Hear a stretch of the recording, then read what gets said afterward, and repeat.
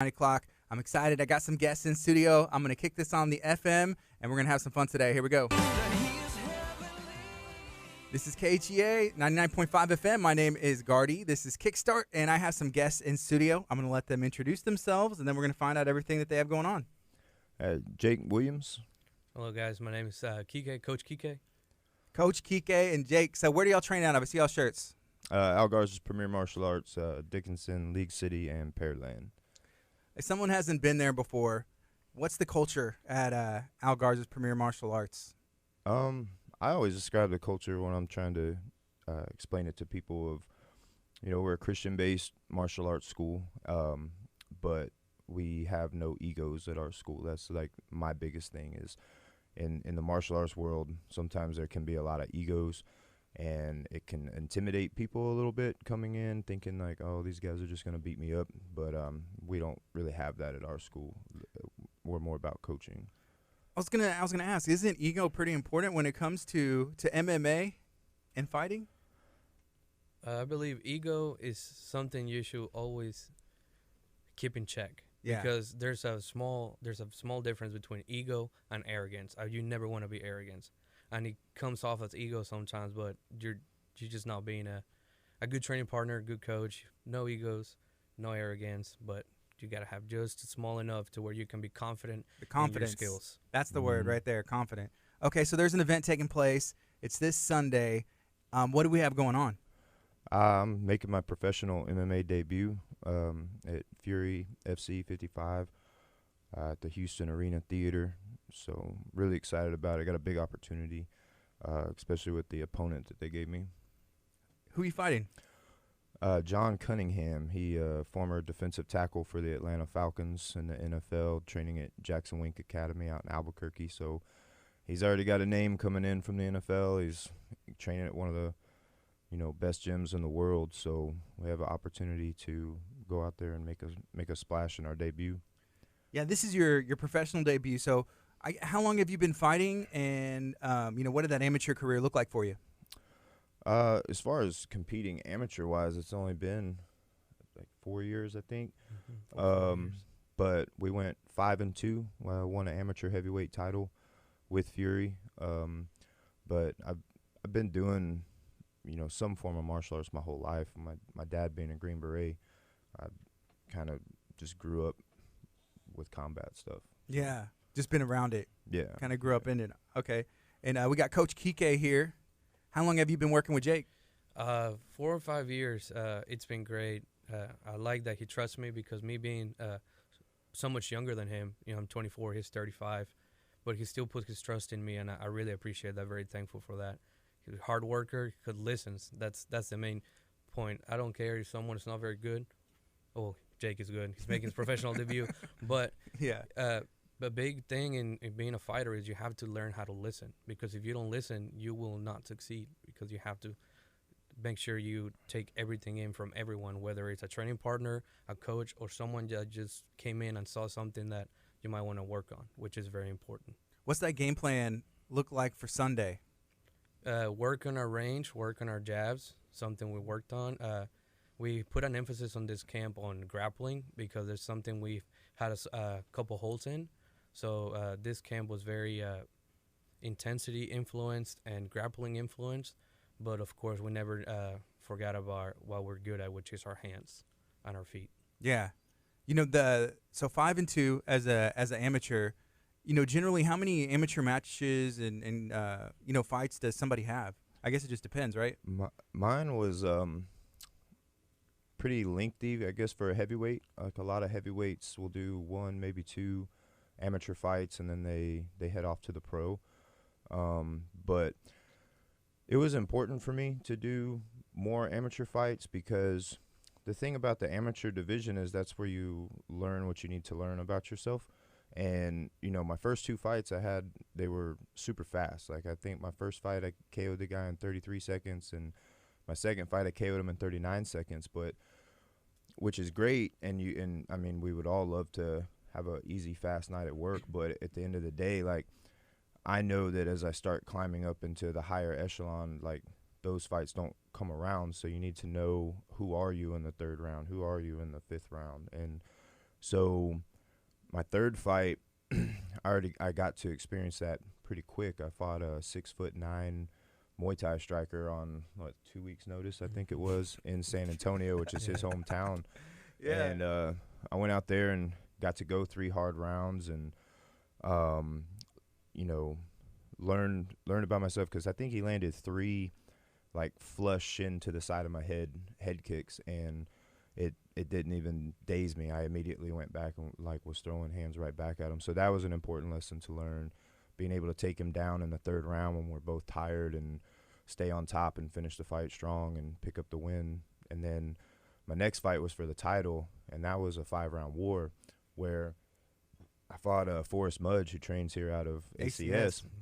And he's a very, very tough guy. The first right hand I threw, I dropped him, and I was like, oh, we're back to these quick knockouts. Yeah. And, you know, he not only survived, but he got up and we ended up with a 5-round war. I had 6 stitches in my eyebrow and all kinds of stuff from that one. But I learned that now I can dig deep and I can go five rounds. And then the 2 most important lessons came after that when I got my first 2 losses, and both of them were against guys who were good wrestlers. And even though I wrestled in my youth, I hadn't really wrestled much since 2001 when I was a sophomore in high school. And these guys, you know, I got caught up in the I got to go out there and knock everybody out and trying to force it, and I let myself be open for takedowns. So then I learned how to lose, learned how to handle it. I'm a very competitive person, but I had to take a step back and say, okay, I have an opportunity to show the kids at Premier Martial Arts and to show the kids at my own kids how somebody should lose, and not be down on myself, and not, you know, take it as a learning opportunity, figure out what did I do wrong, and then come back better from it. So then our next fight, we went out there, and even though I fought with a lung infection that I didn't tell my coaches about. Don't remind me, man. Don't remind me.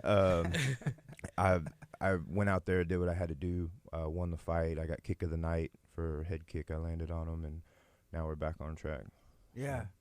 You know, this past couple years has been difficult, and, you know, there was a time where there weren't fights that weren't allowed to happen, and people training and trying to make just ends meet. You know, what did that look like for you? I mean, I'm still a full-time police officer, so in law enforcement, everybody else is locked down. We still got to be at work, you know. Right. It doesn't matter for us. I mean, the world could be on fire, and they're going to ask us if we're going to be on time for work. So it didn't change much for me. As far as training-wise, the gym was shut down for a little while, but I have basically my own MMA gym in my garage. I have everything I need for strength and conditioning, everything I need for bag work and everything else. So I never stopped training. I kept training. Yeah. Just had to do it on my own as well. Yeah, just keep it going.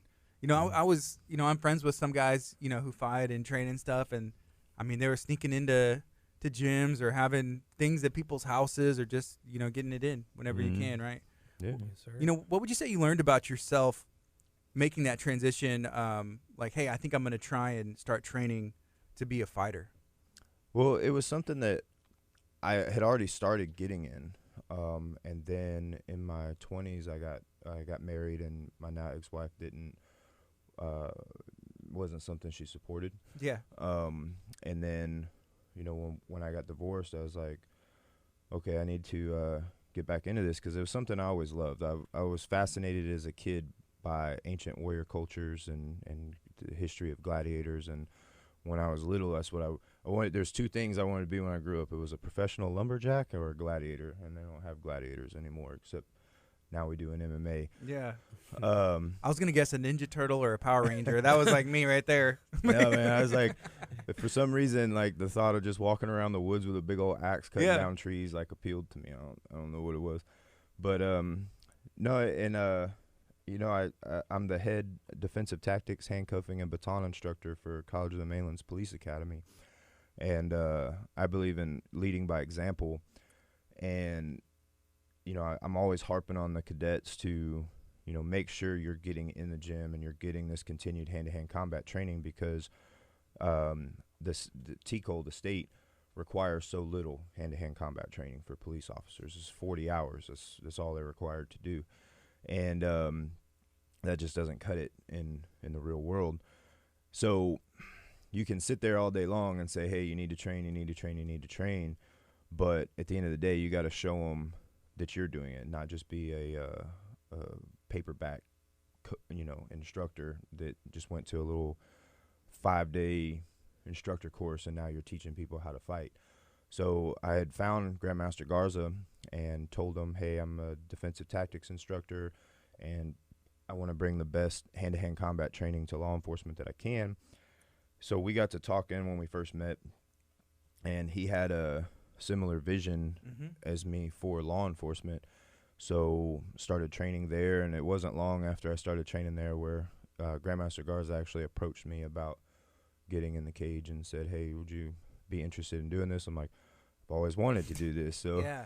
And it worked out perfect because, one of the biggest reasons I hear for people not training is they don't have time. And I'm like, I'm a full-time police officer. I'm an instructor at the academy. I'm a dad. I'm a strength and conditioning coach. I'm getting into photography and videography. I'm going to start blacksmithing again.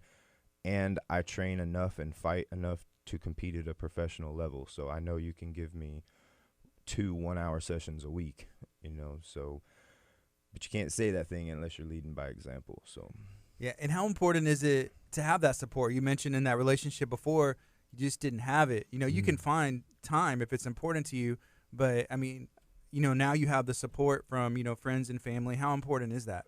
Oh, it's huge because,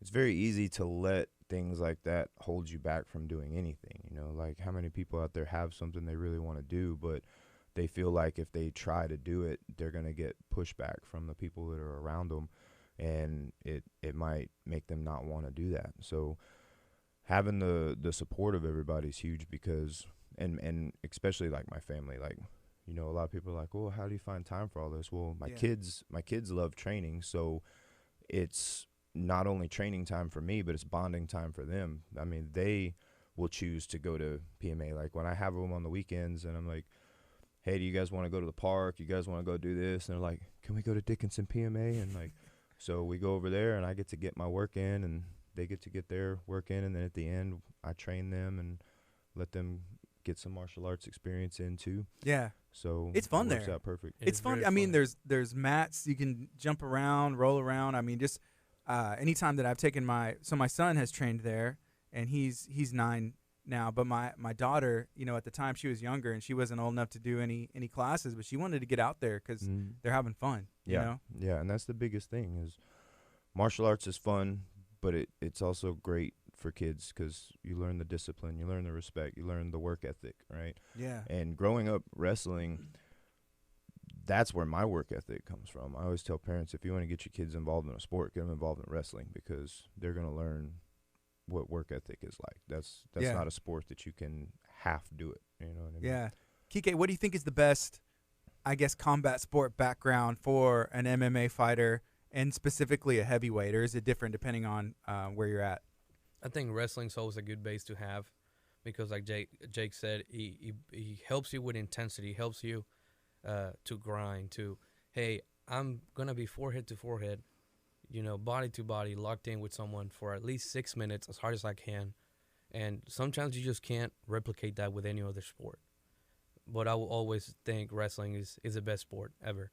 Yeah. I wrestled myself. I had great coaches, Armando Ortiz at PMA, Cliff Fretwell from the compound in Georgia, Brian Tolston, my great wrestling coach, Coach Joseph Forsman at Vici Wrestling Club here in Lake City. All of them trust them with my life. If they tell me, hey, man, you got to jump off a bridge to get this takedown, you better believe I'll jump off a bridge and get this takedown. It's great. It's a great work ethic, intensity, and it just prepares you for life because there's so much adversity you can face on the mats, and it's the greatest sport. Yeah, and that's the kind of trust I think that you have to have. I mean, you're putting your life on the line at the end of the day, going in a cage with another guy, seeing who's going to walk out victorious. But that trust between a coach, your coaches, and a fighter, you have to trust them. How do you build that? It's just spend time with them. There's times that you know, we spend more time with each other or your teammates more than you see your family, especially when you're actively competing. For example, when I wrestled, I was training before school, running during lunch sometimes, training after school, go home, do homework, go to the wrestling club, finish the wrestling club, go to PMA and train my hands. So I will see my parents maybe 1 hour a day. I'll be like, hey, Dad, good night, or hey, good morning, I'll see you later, you know.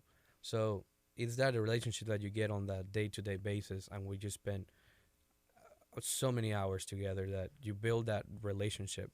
And if it doesn't work, that's what you have to work on, the communication, which what I talked about earlier is he listens, I listen, we feed off each other, we communicate, whether it's with the other coaches, the other teammates. And if you don't have that communication, there just won't be that bond or that trust that we have. So you may not listen to me if I'm sitting cage side for you to throw a jab. If there's not, the trust is not there, you just won't do it. Yes. Jake, I've talked to some fighters, and I've asked them about the walkout, the adrenaline. You know, how do you handle that with the fights that you've had? Have you gotten used to it yet, or is it still the same like the first time you walked in the cage, being like, wow, this is surreal? No, it's to me the fight is the fun part. You know, like you put in all the hard work in the camp, and the fight's like that's your reward. You get to go out there and do that. The only thing that ever makes me feel any kind of, I guess, what you would call nerves is I just don't want to underperform with all the people who sewed into me. You know, like it's not just me sacrificing time, it's my coaches, my teammates. Like my teammates are there taking my shots, you know, taking punches and kicks from me, and they're not getting anything for it. They're just coming because they like to come. So, and then, you know, all the time that friends and family sacrifice me not being at the house because I'm training, you know, I don't want to let any of them down by performing poorly. But when it comes down to like what's going on in the cage, you know, when I was an officer in Oklahoma, I mean, I was oftentimes point man in search warrants on our, you know, our SWAT team, our tactical team. So it's like, what do I have to fear against one other guy in a cage with a referee and a set of rules? You know, like for me, that's the fun part. Like I'm not afraid of anything that's going on in the cage. I just don't want to let everybody down that put so much time into me. Yeah, being an officer, there's these other situations where you've been in where that's the real a real situation. Mm-hmm. Yeah, with danger or other outcomes as well. So, you know, how is it easy to balance that? You know, police life and work and training and in the cage and just separating that, I guess. Yeah, I mean, now it is being at the college now. It's completely different than everywhere else that I worked. Everywhere else that I worked were high crime, high volume agencies, and now I'm at the college where it's laid back, and you know, I don't have to deal with all of that stuff anymore, and it leaves more time, more opportunity open for me to focus on being an instructor and being able to teach what I want to teach to the cadets. And you know, Dan Blackford is our director over at that academy, and you know, he trusts me 100% with the defensive tactics program. He never comes in and says, hey, you got to do it this way, you got to do that, you got to do this that way. He knows that I know what I'm doing when it comes to hand-to-hand combat, and he just lets me do what I need to do. And luckily, you know, with Grandmaster Garza being so pro law enforcement and so supportive of law enforcement, now for it's got to be the last year or two, we actually, for the day academy, PMA's closed during the time that I'm teaching them. So instead of being at the college with, you know, not having a whole lot of, you know, real martial arts equipment, we've been going to Dickinson PMA, and I've been training the police cadets up there, and KHEA actually comes in and helps, and other teammates and coaches come in, and we've made a lot of changes because T. Cole says like the bare minimum that I have to teach them, but it's very vague. So it'll say like I have to teach them hand strikes, but it doesn't say like what hand strikes, you know. So it kind of leaves it open for me to teach them. So 13 years of law enforcement and doing martial arts my whole life, and now fighting professionally, it allows me to take all of that and figure out like what's going to be good to teach these guys, what's going to help them in the short amount of time that we have them. And we actually instituted wall work now, which is something that I never worked in any academy I was in. And but it's one of those things, like, as I was fighting and finding out how important knowing how to fight when your back is against the cage or a wall, or how to control somebody up against the wall, I just had like a light bulb one day that was like, we need to be teaching this to the police officers. Like, what if they get pinned up against their car? What if they get pinned up against the wall? They need to know how to fight dealing with this. And so KHEA being, you know, not just my MMA coach, but my wrestling coach, I went to him and I was like, hey, I want to start doing wall work with the cadets, and we started adding that in there. It's been big for them. I saw that a message in the group. It's like, hey, the cadets are coming in, you know, Dickinson PMA, if anybody's able to make it. And some of the other teammates, they were able to come out. And then I saw there was another one that's like, hey, they're going through the Gauntlet.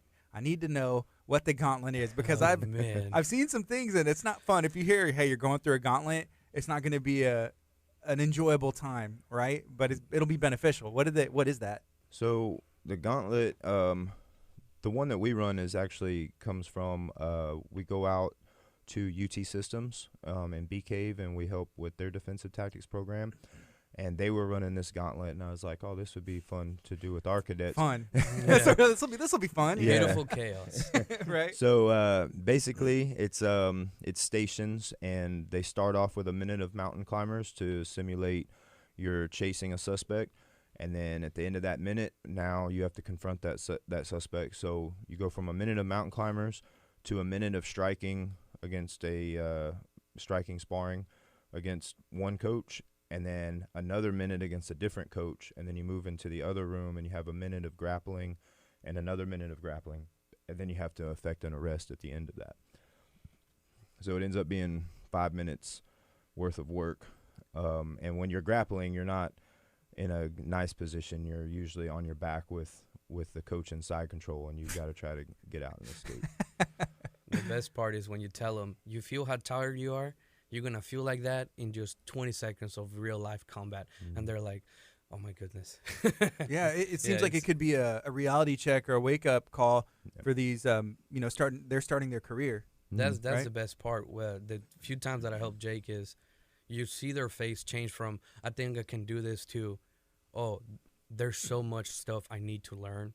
And we do have some people that come back. Of course, we want everyone to come back so they can keep up with their training. But when you see that face change, their posture changes. It's like, hey, I do need to know this, because now I do realize this is someone that is helping me, but can also really hurt me if I'm not paying attention. Yeah. You know, and we won't hurt them, but it's like, hey, I need to be able to be full body, mind, and spirit. Hey, I'm here. I need to learn. And it's great to see that change in reality for them, because they need to know, hey, I need to learn how to fight or protect myself. Yeah. It's one of those things, like I tell them all the time, that, you know, the greatest MMA coaches in the world all have YouTube channels with tutorials on how to fight. And if they think that people who don't exactly like law enforcement aren't practicing and learning these things, then that's very naive, and it's going to get them hurt, because they're going to end up coming across somebody that may have learned the skill, but they haven't learned the discipline or the respect side of it. And now you don't want to find out in a life and death situation that you don't know how to fight. So, you know, I do several drills with them before we ever even get to the Gauntlet to show them where their combat conditioning is at. And most of them realize that it's not where it needs to be, because at the end of like a 2-minute or 3-minute drill, which is going to be their, you know, average time for backup to arrive, and if they're in the county, even longer than that, and they're exhausted fighting a bag. I'm like, now imagine the stress of this is another human being who doesn't want you to win the fight, and you have all the stress levels of knowing that I have to win this fight, and imagine how much more tired you're going to be now. And it's my belief, being a strength and conditioning coach at the Iron Den, my specialties as a strength and conditioning coach are conditioning for combat athletes. And one, because I want to help sew back into Premier to help train my teammates, but also because, in my opinion, police officers are combat athletes. And in the world of law enforcement, most either don't train at all, they train like a bodybuilder, they train like a powerlifter, or they train like a 5K runner, which I'd rather them do something as opposed to nothing. But that's, you know, I wouldn't train an NFL wide receiver the same way I train an NFL lineman, because they have two different jobs to do. So if you're not competing in powerlifting, if you're not competing in bodybuilding, the specificity of that training doesn't line up with law enforcement. So you should be training more like a combat athlete if you're a law enforcement officer. So I've spent like 7 years going through all these different schools and training certifications to be an expert in the field of training combat athletes. There's two things that come to mind. One, the memes where it's like the bodybuilders, and then you'll see like a BJJ black belt, and it's like, how do I explain to somebody that this guy, the black belt, could take out this bodybuilder, right? The Justin Gaethje meme, where Yeah, he's like, yeah. got his glasses on, and he's I'm literally the guy in the picture. And then the other thing, I think martial arts helps you realize you don't know what the other person knows. If you don't know them, it's stranger on the street, maybe getting on the mats, rolling, fighting, sparring, or whatever, be like, oh, I could take that person if I need to. You don't know what they know. You know, it puts a different respect on situations and de-escalations and not being confrontational, because that person may have a skill that you don't. Yeah, Yeah. I tell them all the time, I'd much rather talk somebody into a pair of handcuffs than force them any day. I tell them, and this is where the ego thing comes in, is that I fight other trained fighters. I don't have nothing to prove against some drunk guy or something like that on the street. If I can talk him into the backseat of my unit, that's what I'm going to do first. But if you put me in that position to where I have to go to that, then I'm very capable of doing that. But just like you said, you never know who somebody is. You know, I'm 260 pounds, but when the cadets spar me, they're usually shocked at how fast I am and how agile I am for somebody who's 260 pounds. And I'm like, well, we are out there. You know, you can't just like be like, oh, he's a big guy, so he's going to be slow and I'm going to be able to wear him out. And that's not always how it works. Yes. I mean, you still surprise me too. Sometimes I'm like, you shouldn't be able to do that. Hey, so here's a comment. This is from Diego Reyes, who's a police officer with Texas City, and he does the videos for Fury Submission. And he was out there for the UFC Fight Pass Invitational, producing some really cool content as well. I love Diego. He's a great guy. Yeah, he's one of my favorite people to. He said verbal judo is the best form. Verbal judo as an officer, you just talk to him, be like, hey, let me level with you and just make that connection, and instead of having to just go straight to force or trying, like you say, force someone in handcuffs. Yeah, it's not in our job description. I tell the cadets all the time, it's not your job description to be a jerk. And at the end of the day, a police officer is a public servant, so we serve the public. We're not above the public. So we have to have that authority, but not be overbearing to where we start crossing that line, you know. And that's where there's so much miscommunication between the public and the police department. Like, they don't understand why we do things the way we do things, and sometimes, you know, as officers, we don't know that person's background. They may have had a bad experience back in their life, and that's why they're acting a certain way, right? So, but it takes communication to help fix some of this stuff that's just going on in the country right now. But, you know, police officers got a very, very difficult job to do, and I would love to, at some point in my career, be able to open up some use of force training and allow some members from the public to come in and just see what it's like to be in the shoes of a police officer, and it might help you understand a little better why we do things the way we do things. That's called use of force? Yeah, use of force. So I've seen some stuff like that on TV, I think, where it's like, hey, you have the reaction time, someone comes up to you, it's something like that? Yeah, it's just understanding different situations, right? Like, it's really easy to Monday morning quarterback a cell phone video that you're watching that you didn't even see the whole story of, because people don't pull their cell phones out right when the police pull up. People pull their cell phones out after the call's already gone really south. Yeah. So you don't see why did it get to that point in the first place. And then everybody wants to be like, oh, well, the officer should have done this, should have done this, should have done this. And they don't understand that all the variables that go into a confrontation on the street. I don't know if you got buddies that are right around the corner, they're about to show back up. You know what I mean? So it's officers having to get something under control in the manner that's least likely to cause injury, but we have to get a scene under control quickly. And until you've actually been in the officer's shoes and you understand that you have split seconds to make life-changing decisions, it's not as easy as people think it is in the moment. You know, that reminded me of this training I did. It was at the Arms Room years ago. There was a gentleman named Spencer who actually trained at ACS, and you were scheduled to fight him at one point, and then that fight didn't happen. But so he was in the military, and he would do some training, combat, and it was a mixture. We actually went out there and did some filming for it. It was a lot of fun. So it was a mixture of firearms and hands, and stuff like that. In those situations where you see someone coming up to you, hey, how's it going? And they gave us white shirts and a marker and said, here's your firearm. You got this much time to make a decision. Yep. It was that was eye opening because it wasn't always what it seemed. People have not a sucker punch, but just they may have a knife or something they pull out, and you don't know.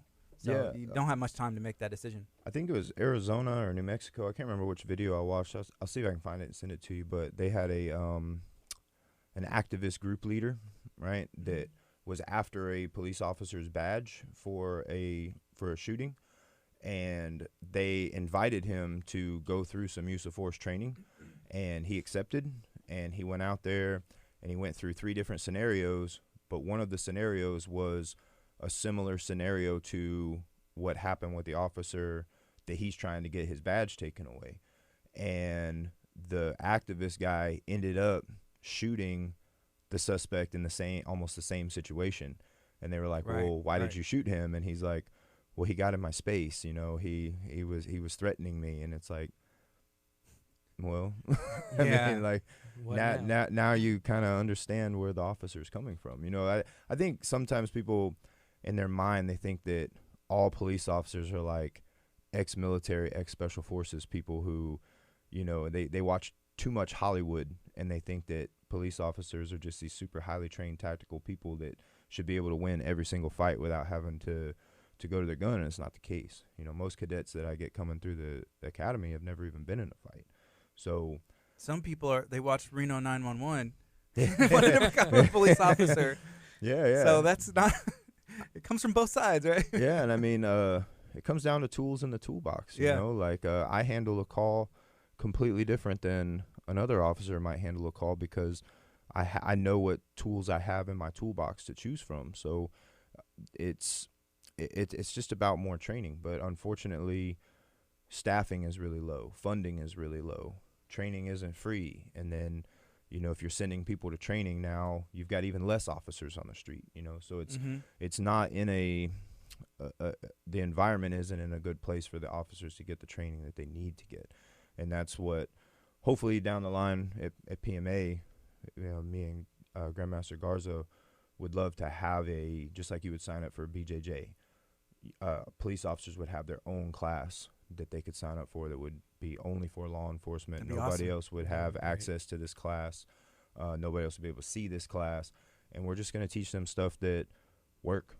None of this fancy, looks really nice when your Uki's helping you out kind of stuff, but real world stuff that works. Yeah. I feel like the police officer unions and even the different, Dickinson, Lamarck, they get behind that and even fund that and pay that for them so to get that training so they can be a better officer, just a better person as well.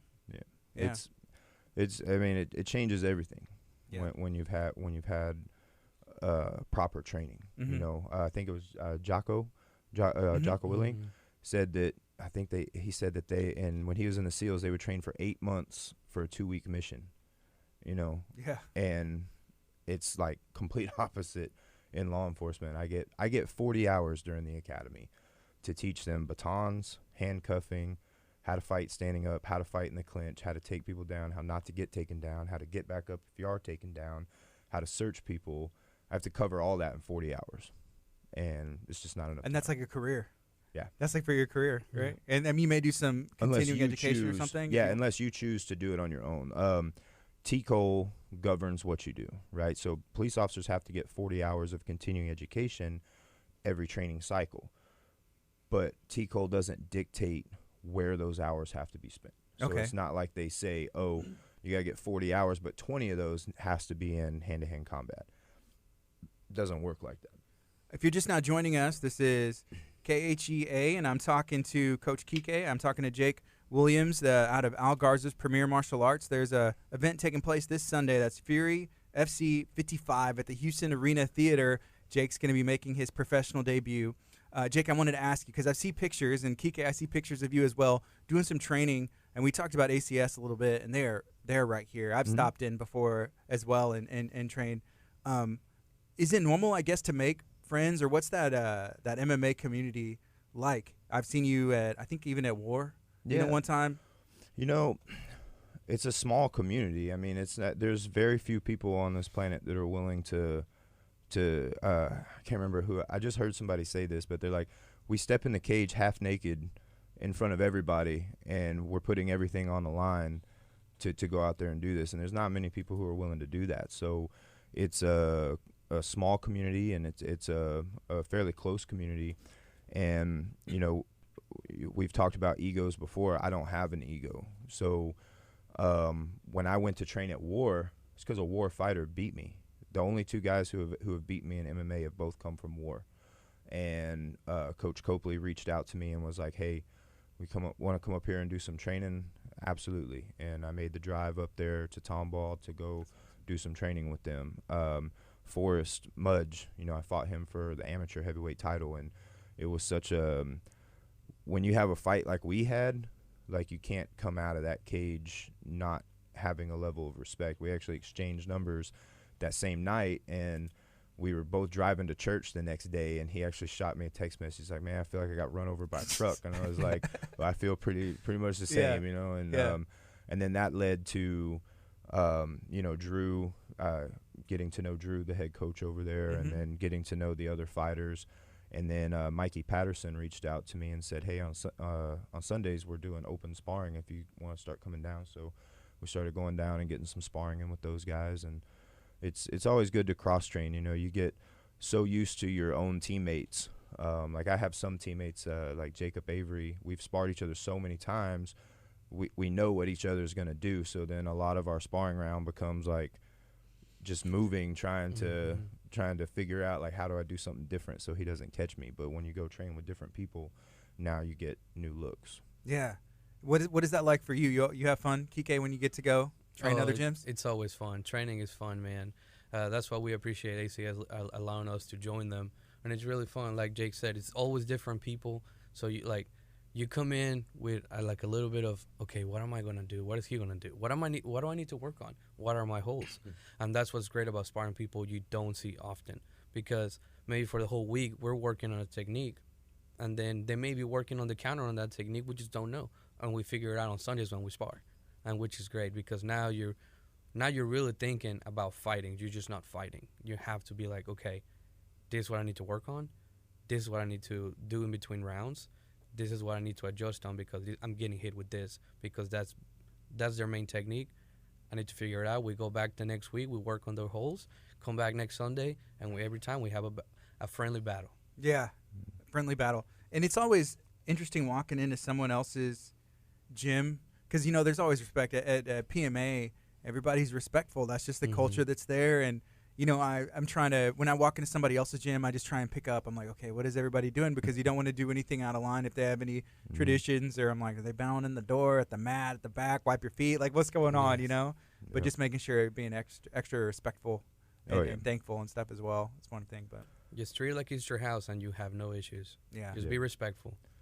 Cool. We're going to take a quick break on the FM, and then I'm going to give Grandmaster Garza a call. If we can get him on here, I want to see if he has some words, and I know he does, because he's always full of information, and I love any opportunity. I've been late to take my kids to school because Grandmaster Garza's there, and I'm just like trying to soak it all in as well. So this is KHEA Radio, 99.5 FM.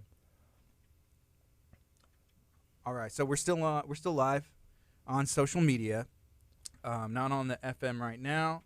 But I'm gonna text him real quick and see if he has an opportunity to talk to us. I know they were doing some testing, and they're always busy at PMA. Oh, and I was talking to my buddy Kurt, and I was talking to some other people about some stuff, because we want to do more I love combat sports, and I was like, man, I'm in this area.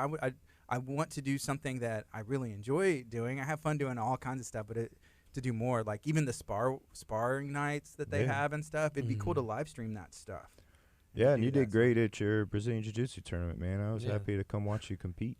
Yeah, thank you all for coming. Yeah, it was great. My mom and like my cousins and some, they're just like, we didn't know you were doing this. I was like, I didn't tell anybody. My wife knew and my teammates knew, and that was pretty much it. And they were like, well, next time tell us. I was like, well, I didn't tell y'all on purpose because I didn't know how it was going to go. You didn't want those nerves to be there. Yeah, that's extra, but I don't know. But they were like, well, let us know next time. I was like, we'll see. That's where you win and you learn, right? That's what I told my parents, too. I was like, you don't have to go. I'll see you when I come back. I know after my wife, she was like, hey, hello. But my phone, I didn't have it. And I was like, I'm fine. I'm not hurt. Like that's the win for me. I just, as long as I don't get hurt and have fun, that was it. But it was cool. It's fun to compete, and the more you do it, the more fun that you're gonna have at doing it, right? It's when you take a long time in between that that it's not so much when people talk about ring rust. It's not so much about ring rust. It's just you haven't experienced it in a while, and so your brain isn't used to it. But like the more you fight, the more your brain becomes used to it. The less anxiety, the less nerves that you have. So that's so actually today is 2 years that I've been trained. That was my first time 2 years ago that I went to PMA for a jiu-jitsu class. It was the 17th of December. And I put it in my phone, and it's just, and then I was like, man, that's cool that this works out on this day. I had Grandmaster Garza and Cody in, and I'd went in a couple days before, and Cody was like, come to a jiu-jitsu class, and I was like, when is it? He's like, 5 a.m. I was like, it's a what? When? Okay. I can do that. I slept in what I was going to wear the next morning. I'm not even joking. I was like, oh my gosh, I got to wake up at like 4:30 or like, what time am I getting up? All right, it's not going to take that long to get there. Speaking of Kurt, I haven't forgot that the very first time I came on your show, he said he was going to come spar with me, and we still we'll set it up after. I got this camera right here. We will film this today. So at the tournament, the feelings that I had, like those first times on the mat, they rushed back to me, and I didn't realize because I hadn't felt it in so long. But I was reflecting on it that Sunday after, and just how I felt, and that's the same feelings that I had, and it was like I guess that adrenaline and just like my cardio was fine, my wind was okay, my energy was gone. Because I was like had someone in half guard, and I was like trying to push up, and I was like, I'm breathing fine, like I'm fine because I've been training my cardio and been rolling and everything, and like I'm trying to push off my elbow and get this sweep that I know how to do up here. My energy was gone, and I remember feeling that exact same way the first times that I was on the mat at PMA, and I was like, well, maybe if I compete more, do some more tournaments, or get in those situations where everybody else's family and my teammates are watching me. Then I'll get used to it. It's not just controlling your breathing, right? It's learning how to control the adrenaline. Like that's the big thing. Like that's why I hear lately, because we've been doing so much grappling, and grappling is exhausting. Yeah. Just by itself. I mean, it's never not going to be exhausting. And when I start feeling like I'm getting exhausted, I start actually like singing songs like while I'm grappling with my teammates. Yeah. Because it helps like just calm me down and just, okay, let me work through this. So it's like you got to think about everything without overthinking anything, because it sounds weird, but it's true. The more you think about it, is okay, the more you're getting tired, because it's like, okay, I'm getting tired. I feel it. You just got to go blank. And KHEA, you competed as well, and it's just interesting because it's like, hey, I have a teammate over here. Okay, I'm on the mat over there. It was just something that I've never been a part of like that before. Yeah, we had a lot of guys. We had 9 guys. We've never had that many competitors from our team do it, which was great. But also, like I said, Coach Andre, Armando, myself, we're trying to spread out. But we're like, at one point we had 5 people on the mats. We're like, I can't do this, man. I'm trying to catch pictures for y'all, and I'm like, all right, who's on what mat? And like, I'm trying to run around and take pictures. my first no-gi match. And I saw some pictures later that you had posted, and I was like, hey, there's Armando. But I remember Armando, coach, he must have saw me on the mat and ran over because halfway through the mat, he was like, hey, Gar, do this. But he wasn't there at the beginning. And then I was like, the picture was like, so at some point he saw me and was like, "Oh, I gotta go Yeah. and help." Flagging each other down. Hey, he's here, but I gotta go over there. Tournaments get crazy, man. They get crazy. But it's fun. It's fun competing. Competing is fun, especially with your friends, which are your teammates, because you spend so much time with them. Those are your friends. Mm. Yes. So we have some. So this is from Diego. He said you should do Submission Hunter Pro. Would you ever do a Submission Hunter Pro? Yeah, we were looking at doing 2 different BJJ tournaments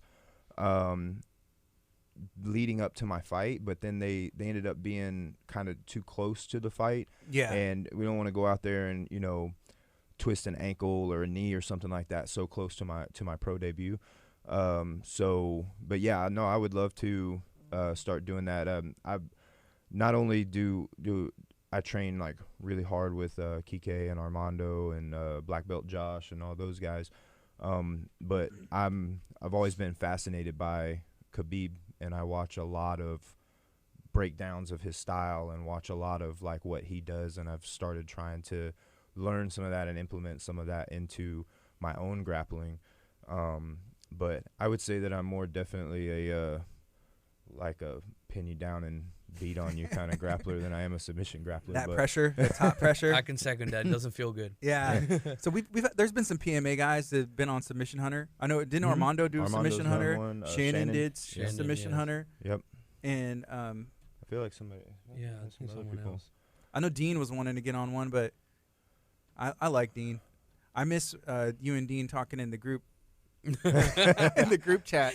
It's like like brothers in there, right? So I'm trying to see if Grandmaster Garza It gets that way in the group chat sometimes. has some Remember, time. you spend a lot of time with them. Yeah.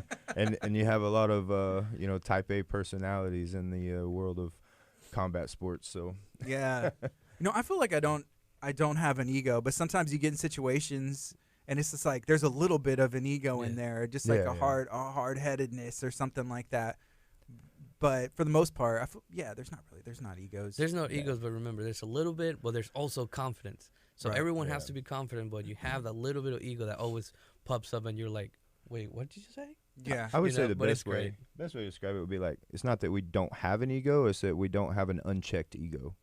I think that would be a better way to explain it. I got you. Yes. I think anybody with a competitive nature does have an ego. It's just you got to know how to put it in check. There's a time and a place to be uber competitive and not be uber competitive. Okay, so as we're waiting to see if Grandmaster Garza has some time, let's talk a little bit, I guess MMA, UFC, some other stuff as well. Who were some, I guess, heavyweights that you look up to, you admire their style or their game? You talked about Khabib's grappling, which he's, one of the best. What about some heavyweights? So, I've always been a fan of Stipe just because the work ethic that he has and continues to be a firefighter even though he's training professionally. Like, I know that I would love to get to a point to where I just fought all the time. I was just a professional fighter, and but he chooses to not do that. He has the ability to do that, and he chooses not to do that, and I've always admired that from him. I like his fight and his fighting style too. Man, heavyweights. There's a lot of good heavyweights coming up. Trying to remember that. Tom Aspinall from England. He's on the up and coming up. Mm-hmm. I really like him. He's got a great personality, good fighting style. I went and watched the Cyril Gane Derek Lewis fight here in Houston, and I love Derek Lewis, but Fights this weekend. yeah. Fight this weekend. Tomorrow. Yeah, there's 2 I think he heavyweight fights a fights on the card. A police officer, Yeah, right? I remember seeing Dacus. that. Dacus, Yeah, yes. Dacus, yeah. But when I went to watch the fight, I had told everybody, don't count Cyril Gane out of this fight because of his movement and of his he's probably one of the most calm heavyweights in the heavyweight division. Like, when he fights, he never seems like he's rattled. He never seems like he's exerting too much energy just out of nervousness. Like, he's just bouncing around, moving, waiting for his shots, and I really like that. I tend to, though, really pay more attention to the lighter weight classes because that's what I want to be as a heavyweight. I don't want to be Skill wise, right? Yeah. There's a little So I pay more attention to some of the lighter weight guys. Like George St. Pierre will always be my favorite fighter. But Wonder Boy Thompson, guys like that. I really enjoy watching them, the highly technical guys. What about you, Kike? Who do you watch? I like, well, he doesn't fight anymore, but Randy Couture, you know, Frankie Edgar, Charles Oliveira, you know, huge shout out for him for getting the belt from Team AKAKO, which is kind of our, I wouldn't call it, you know, brother, sister gym, you know, but James Markle, his black belt, part of Makako Gold Team, you know, he got his black belt under Makako, who also trains Charles, so that's really cool as well. You know, Charles Oliveira, Randy Couture, Frankie Edgar, Khabib, because they're wrestling, of course. Those are the guys. Just I like high level guys with a lot of intensity. Yes. When can we expect to see you back in the cage? Oh man, that's a really good question. And we can see Jake in the corner, Grandmaster Garza and some other people. You know, well, first I gotta finish school. I'm Yeah. almost done with nursing school, but that's a very good question. I gotta not be fat anymore. that's the big one, because I wouldn't fight anywhere above 145. I fought at 135, and even then I was like always the shorter guy. Yeah. So I gotta get back down in there, but we'll see. I won't Okay. say no. Yeah. I'll just say that. I won't say no. Speaking of James Markle too, I need to make sure we give him a shout out because I've gone to his gym and trained up there with him, and my very first fight was against somebody who trained out of James's gym, and I went up there and I trained with him and Jungle BJJ. That guy's huge. Yeah, he's He's a so big good. boy. He makes me look tiny, and he competed at Worlds, and he's a huge help when I get to roll with him. So outside of, you know, UFC, I guess like in that Fury circuit, is there anybody that you would want to fight? Not necessarily a call out, but call them out. I don't know, because I don't know many of the pro heavyweights in there. That's true because, like you mentioned, some of these guys, I mean, you get a couple wins in Fury, and then you get called up sometimes to the Yeah. big show. I mean, take his opponent, for example. He had one amateur fight, and he went straight pro. Yeah. Right. So, Yeah, and the heavyweight division is never been I don't want to say like a deep division, not shallow as far as skill wise, but shallow as far as numbers go. You know, like, because you got to think like I'm 6'4", 260.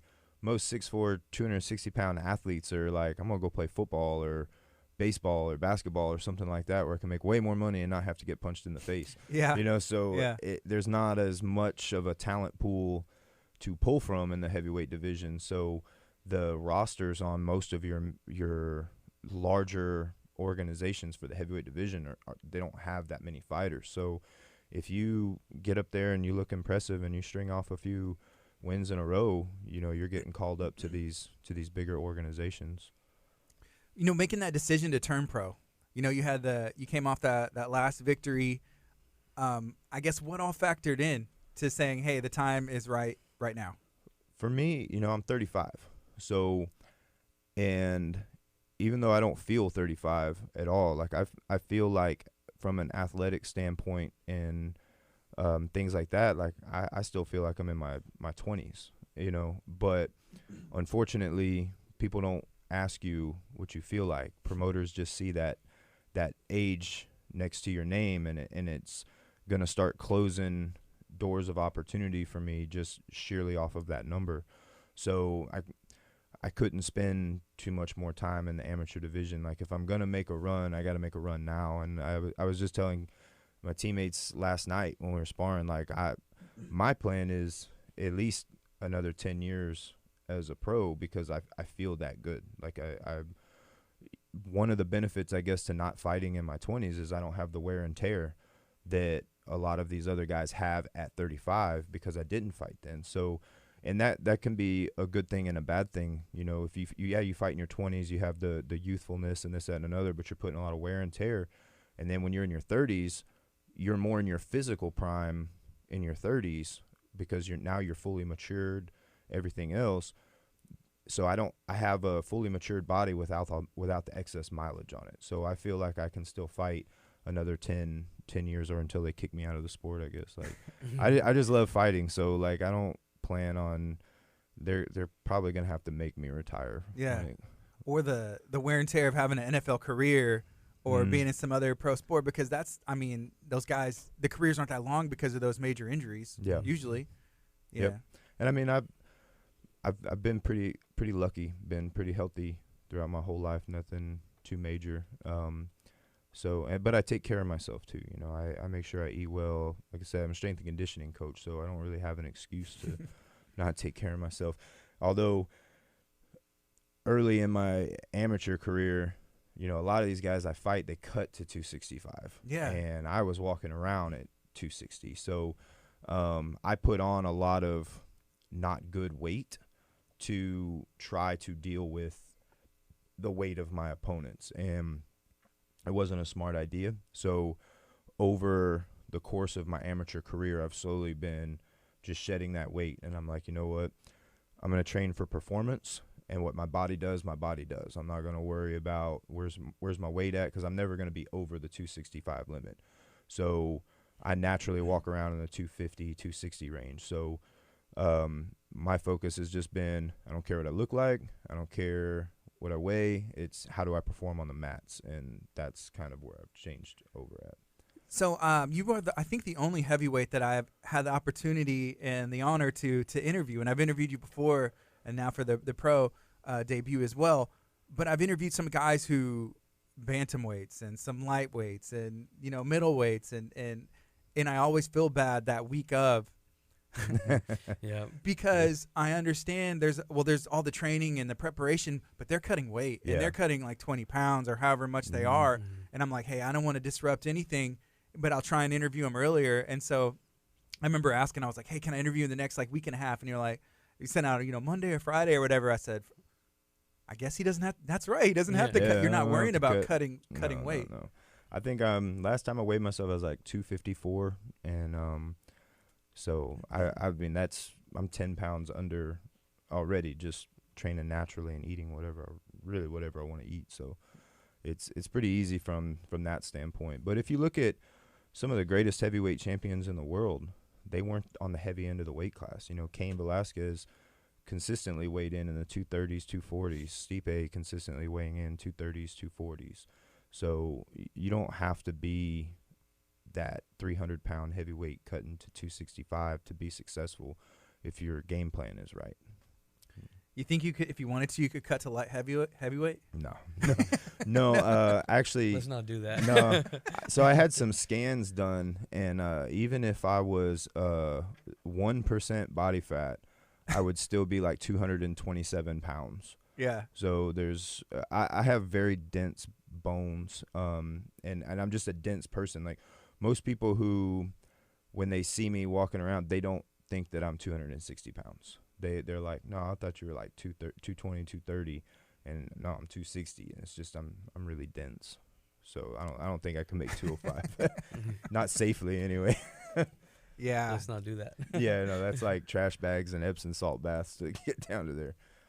Yes. Okay. Well, so let's see. It's just after 10 o'clock, and having some fun in here. I don't know. Yeah. Is there anything else that y'all want to share, or what have we not talked about? Anything else we need to? I mean, I'm just happy to come in and talk to you again, man. I'm always up for it, and you know, for me, it's I guess one thing that I would like to get across, like I like being able to promote my team, because the thing is like a lot of people think of MMA as a individual sport, and the way that I've always viewed MMA is it's a team sport. I can't do any of this without my teammates and my coaches and everybody else. The way I've always viewed it is if I win, it's a team win. And if I lose, it's on me, because my teammates and my coaches put the work in and I just didn't do what I needed to do. So I think MMA is a very unique sport in that way that, you know, I kind of approach it from when things go right, like it's because of the whole package, but when things go wrong, it's just on me. Like I have to shoulder that. And like I think that's important for any fighter to understand, is how important it is to have your team around you. Yeah, as a coach, do you agree with that, or what do you think? Yeah, I agree to an extent, because also, for example, he went 5-2, the 2 losses. Yeah, he thinks it's on him, but it's also, man, what could I done different? It's like that's my 35-year-old child right there. Bryce, you know? Bryce Pittman said, "I'm gonna cry." I'm sorry, I just had to read that comment. Okay. Yeah. No, but Bryce. it's at some point you have to be like, okay, as a coach, what could I have done better? Should I have teach something a little bit different? What concept should I explain different? Or maybe have someone else explain it because he's not getting it how I do it, or how I'm saying it to him. So sometimes it's stressful, but you have to find that it goes again back to communication. How can I be a better coach, or how can we prevent that from happening, or how do we prevent losses? Yeah. So it's stressful, but it's fun. It's a lot of fun. And Sunday, all the fun comes to the party, right? Yeah. Fury Yeah. FC 55 is taking place at the Houston Arena Theater. There probably are still tickets available. I know that you can usually buy them and support a fighter as well, but I mean, did you turn those in? I think this time the online sales, they weren't able to do like the support the fighter thing because the venue, the tickets go through Ticketmaster. So, but you can still get them. You can go to furyfc.tv. And then you click on the event, and it'll like take you through all the steps if you still want to get tickets. So, what is it like fighting for Fury? You know, that promotion, it seems, I mean, they're doing some really big things and collaborating with UFC. The fights are on Fight Pass. They blast it on social media. What is that like for you to have that opportunity? you know, I got super blessed, lucky, whatever you want to call it, to get on with Fury because Eric runs it like it's the biggest promotion in the world. You know, for him, he doesn't run it like it's just a regional promotion. You know, and he's him and his team, his whole team, Burmaster, all those guys have been working so hard to get where they are, and now they've signed a deal with the UFC where they're streaming on UFC Fight Pass, and they're getting to fly out to the Apex and you know, do all this stuff, and then bringing in Brandon Morano coming in and being part of the commentating team, and they're really growing Fury really fast, and it's just because they know what they're doing and they care about the fighters, and they doing everything they can to get the promotion growing. So I'm thankful to be with Fury. When we decided to go pro, that was the only option I was even thinking about was signing with Eric. So yeah, the only MMA fights that I've ever been to have been Fury events, and as far as I know, I think they're all that way. But then I'll see some of the experience that other fighters and gyms, if you go fight it, and I won't name any, I could, you know, the experience that they have at these promotions and the things that happen there that just seem, you know, why would that happen? How could that happen? Mm-hmm. And that stuff doesn't seem to happen at Fury, and so we're pretty blessed, you know, just as an MMA fan here in the Houston area to have something like that available for us. And I mean, everybody listening and watching, you can go support these local fighters, and these are guys that are getting the opportunity to go to the next level, to go participate in the UFC. Mm-hmm. You can see them before, or there's UFC guys walking around. yeah.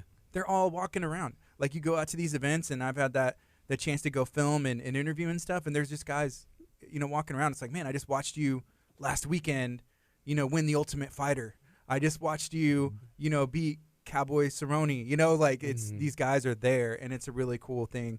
Right here in Houston, you have the chance to go support that. Yeah, Dana White's been there twice now, I think, in the audience. And Mick Maynard, one of the matchmakers for the UFC, he's at almost every Fury event, and Submission Hunter Pros. Like, I've talked to him several times at the different events. So, and then you have you know, Mike the Truth Jackson works for Fury, but he's still a UFC fighter. So, it's a big opportunity fighting for Fury, and like I said, it just speaks volumes to Eric and his team and the work that they put in to do it. Yeah. Very professional. Yes. He's very good at what he does.